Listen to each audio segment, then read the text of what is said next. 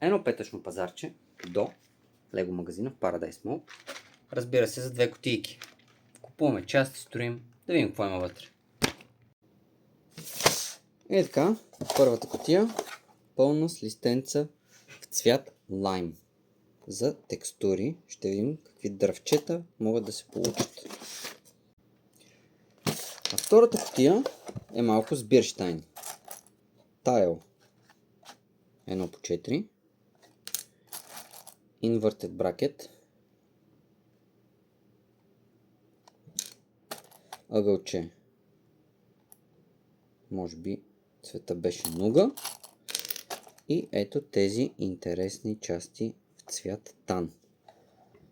За какво могат да послужат, нямам представа, но ми се сториха интересни и затова си взех малко. Ще ви покажа горе-долу какви бройки съм взел, след като сортирам кутийката.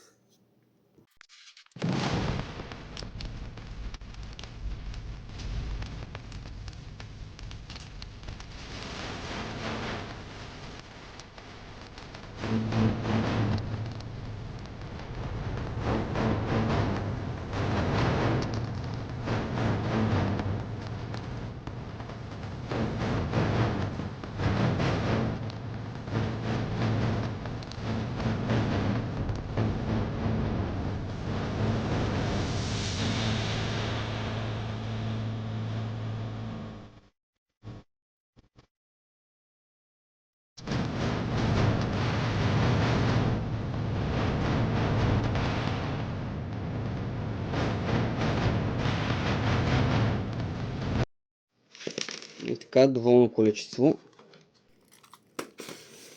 части от тази кутийка с бирщайн. И пак тайлове 1x4, инвъртед бракети бели, 2 кутийки, ъгълчета в нуга и тази интересна част. До следващия път!